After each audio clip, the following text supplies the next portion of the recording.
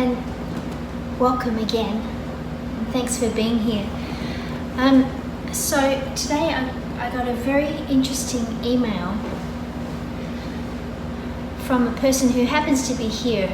So I'm not sure if I have his permission or her permission to read it, but maybe I'll read it anyway.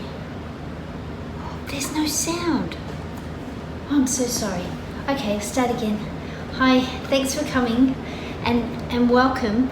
And I was just saying to myself that today I received a lovely email from someone who's here actually, and I want to read it because I think it's a great idea. So you'll see me looking vaguely at the screen. I'm actually reading something from the same screen. So, and the writer says, I'm just respecting the privacy of the writer, that's why I'm not mentioning. Someday, if the energies resonate and it feels appropriate, I have a tug at my internal sleeve to explore the connection of lung 1 and heart 1.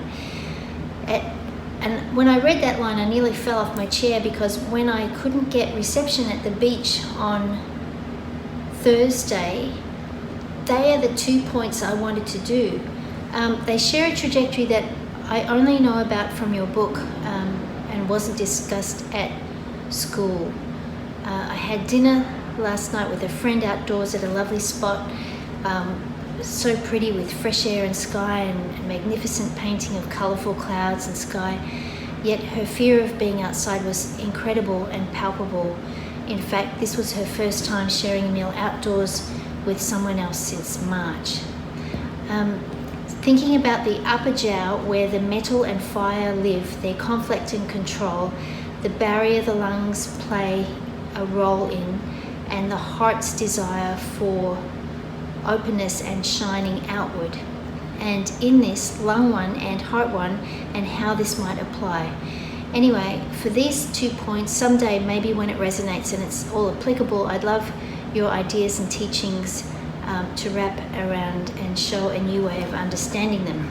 So first of all, thank you for any and all emails. Any help with ripples is so welcome. Sometimes I worry when it gets to 13 past 3 and I don't have an idea, but it eventually comes, and I've just learned to stop worrying.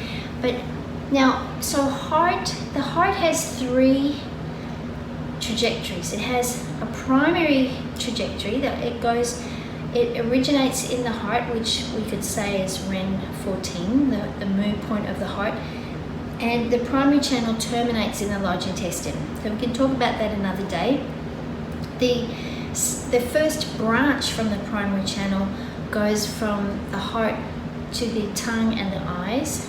Right, we'll talk about that another day too. But the second branch goes from Ren 14, the heart itself, through the lung organ, and it terminates at the end of the primary channel, heart 9. So the primary channel is not external. The channel that governs the 24/7 functioning of the heart is not an external branch. The external branch has completely different functions. And so the second branch of the heart channel has the function of governing the circulation of blood to the periphery, so that the body is fully animated and able to carry out destiny.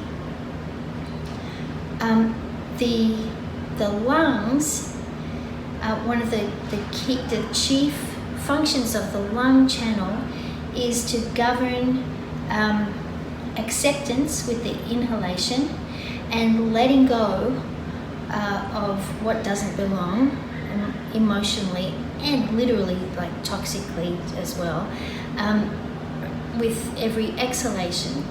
And the reason that they sort of are braided together in that second branch is that after the determination of destiny, which, so like we could talk about this for hours, right? But basically as you know, we receive our imprint of destiny at the moment of conception, and then we live that destiny through through speech and enthusiasm in the eyes. That's coming from the heart. The heart is the navigator of destiny. The kidneys are the store of destiny. But the lungs provide a mediating influence. So the lungs govern the flow of chi to the periphery, courtesy of movement of blood. But what this beautiful map of the channels is telling us is that if we can't accept what our destiny is, and if we can't release from the breath what doesn't belong, then if we can't let go of the residue of experiences after those experiences are completed, then we cannot have the full flow of blood to the periphery, and therefore we can't meet the challenges of destiny on a day-to-day basis. In other words, we become very contracted, and people who have trouble letting go of things are very tightened up, and they will have complaints like peripheral neuropathy that's unexplained. I'm not talking about side effects of cancer treatments and things like that. So anyway, so the 2 points today would be courtesy of the email. He's interested in the connection of heart 1 and lung 1. So heart 1, which is in the armpit, is the point at which that branch that's coming from the heart, the second branch, becomes external. It becomes external at heart 1. So that's really, heart 1 represents the capacity for the heart to move blood to the periphery, and lung 1, which represents the lung organ where that branch is moving through. Lung 1 for